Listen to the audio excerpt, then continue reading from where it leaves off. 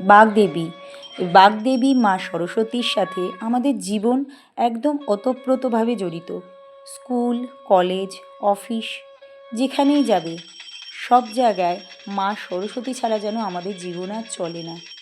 জীবনের শুরু থেকে শেষ পর্যন্ত মা সরস্বতী আমাদের জীবনের সাথে ওতপ্রোতভাবে জড়িত থাকেন। হ্যালো বন্ধুরা, হাই সবাইকে। সবাই আশা করছি আজকে দিনটা খুবই ভালো আছো। আজকে মাঘ মাসে শুক্লপক্ষের পঞ্চমী তিথি। সকাল সকাল পুজোটা সেরে নিচ্ছি, কারণ আজকে জিয়ার হাতে খড়ি হবে। তবে তোমাদের যেটা বিশেষ কারণের জন্য আমি তোমাদের কাছে আজকে এসেছি, সে কারণটা একটু পরে তোমরা দেখতে পারবে। একটা অভিনব পদ্ধতিতে আমার মনে হচ্ছে এখনও পর্যন্ত এইভাবে কেউ হাতে খড়ি দিয়েছে বলে মনে হচ্ছে না। আর জিয়াকে পুরো রেডি করিয়ে দিয়েছি, কারণ জিয়ার এটা হচ্ছে হাতে খড়ির লুক। তোমাদের কেমন লাগছে তোমরা দেখো, আর আমাকে একটু কমেন্ট করে জানিও ওকে কেমন লাগছে। এদিকে চট করে একটু সবার জন্য টিফিন বানিয়ে নিই, সকালের দিকে সুজি আর রুটি। এছাড়া এখন তাড়াহুড়ো করে আপাতত কিছুই বানানো যাবে না, এরপরে পুজো শুরু হয়ে যাবে।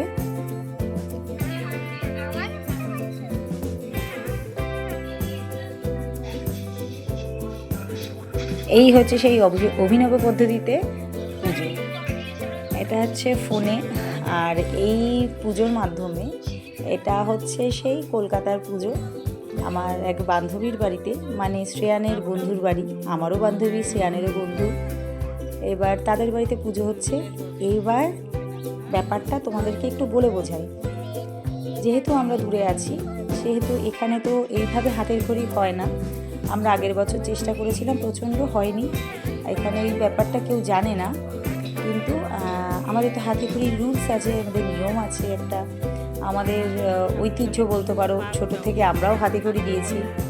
আমরা ছোটোবেলায় হাতে খড়ি দিয়ে পরে বড় হয়ে পড়াশোনা করেছি, এবং ওর ক্ষেত্রেও ব্যতিক্রম যে হবে না সেটাই স্বাভাবিক। কিন্তু আমাদের অনেকটা মন খারাপ ছিল, আমরা ভাবছিলাম ওকে ডাইরেক্ট স্কুলে ভর্তি করে দেবো, কিন্তু সেটা শেষমেশ আর করলাম না। কারণ সবার হাতে খড়ি হবে আর ওর হাতে খড়ি হবে না, এটা তো ভাবাই যায় না। আর ও তো ওর দুষ্টুমি চালিয়েই যাচ্ছে। তবে এরই মাঝে তোমাদের একটা ছোট্ট ইনফরমেশন দিই, এটা হয়তো কারো কাজে লাগবে। এই সরস্বতী পুজোর দিন কিন্তু হাতে খড়ি দেওয়ার সঠিক নিয়ম না। আমি দিচ্ছি, তোমরা এটা বলতেই পারো যে তাহলে তুমি দিচ্ছ কেন। আমি দিচ্ছি যেহেতু আমরা ছোটো থেকে আমরা এইটাই শিখে এসেছি, তার জন্যই আমরা দিচ্ছি। কিন্তু এই হাতে খড়ির দিনই একটা আলাদা দিন ধার্য করা আছে, সেই দিনই হাতে খড়ি দেওয়া হয়। মা সরস্বতী পুজোর যেদিন আসে, মাঘ মাসের শুক্লপক্ষের পঞ্চমী তিথি, ওই দিন সমস্ত বই খাতা যেহেতু মায়ের চরণে রাখা হয়, সেহেতু কোনো লেখাপড়া কোনো কিছু করা হয় না, কোনো কিছু নিয়ম নেই। সারা বছর পড়াশুনো, আর সেই দিন শুধু প্রার্থনার দিন। এই জন্য এই দিন হাতে খড়ি দেওয়ার দিন না, এটা নিয়ম না।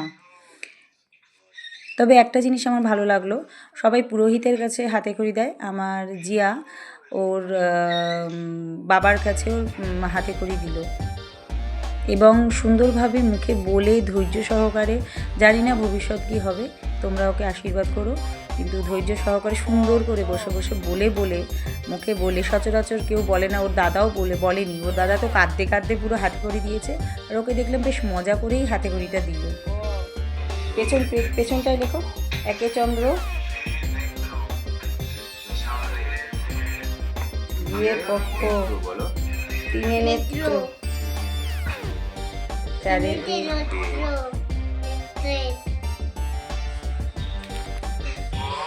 এদিকে পুজো হচ্ছে, আর এদিকে আমি খিচুড়ি বেগুন ভাজা চাপিয়ে দিয়েছি। এরপরে টমেটোর চাটনিটা করলে আমার কমপ্লিট হয়ে যাবে।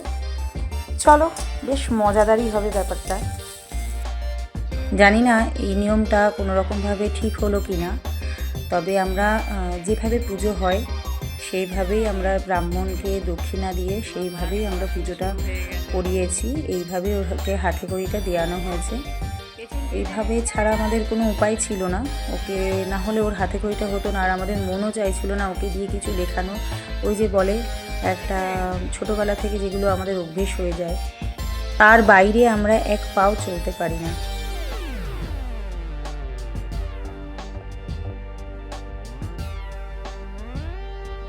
চলো বন্ধুরা, এবার আমাদের হাতে খড়ি শেষের দিকে।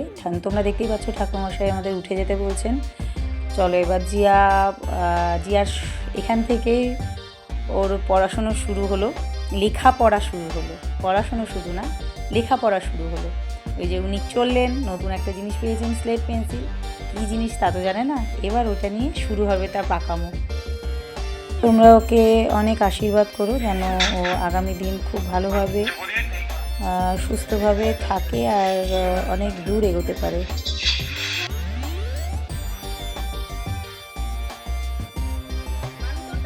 তো বন্ধুরা চলো এবার এখানেই ভিডিওটা আমি শেষ করছি, কারণ পুজো শেষের দিকে, হাতে ঘড়িও শেষ হয়ে গেছে, তোমরা দেখতেই পেয়েছো ঠাকুরমশাই আরতি করছেন, এবার পুজো শেষ হবে। আমিও এখন বিদায় নিচ্ছি, টাটা বাই বাই। ভিডিওটা তোমাদের কেমন লাগলো তোমরা আমাকে অবশ্যই জানাবে কমেন্টের মাধ্যমে, ভালো লাগলে জানাবে, আর না ভালো লাগলে কি হয়েছে, কি ভুল হয়েছে আমার তরফ থেকে সেগুলো জানাবে, যাতে আগামী দিন এই ভুলগুলো দ্বিতীয়বার না করে তোমাদের সামনে সুন্দর সুন্দর ভিডিও আমি আনতে পারি। Ta-ta bye bye, love you all, ভালো থেকো সবাই, সুস্থ থেকো।